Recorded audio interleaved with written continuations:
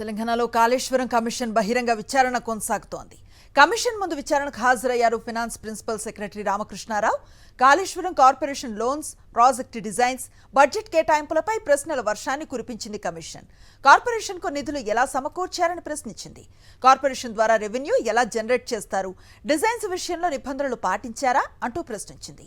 Designs ను approval చేసే సమయంలో నిబంధనలు పాటించలేదు అన్నారు. కోర్ కమిటీ రికార్డులు లేవని కమిషన్ ముందు చెప్పారు రామకృష్ణారావు. అయితే ప్రాజెక్టు తొందరగా కట్టారు కానీ నిబంధనలు పాటించలేదని కమిషన్ చెప్పింది. ప్రాజెక్టు ద్వారా రెవెన్యూ ఎలా జనరేట్ చేస్తారని కమిషన్ ప్రశ్నించింది. పరిశ్రమలకు నీళ్లు విక్రయించి రెవెన్యూ జనరేట్ చేయటమే ప్రాజెక్టు లక్ష్యమని రామకృష్ణారావు చెప్పారు. అసెంబ్లీలో కాళేశ్వరం ప్రాజెక్టు ఫిజికల్ పాలసీస్ పెట్టలేదని రికార్డులను చూపించింది కమిషన్. నిధుల విడుదల విషయంలో బిజినెస్ రూల్స్ ను పాటించలేదని, ఆర్థికపరమైన అంశాల్లో రికార్డులను మెయింటైన్ చేయలేదని కమిషన్ ఆక్షేపించింది. ప్రతి ఏడాది ప్రిన్సిపల్ అమౌంట్ తో కలిపి 7,300 కోట్లు వడ్డీ కడుతున్నామన్నారు రామకృష్ణారావు.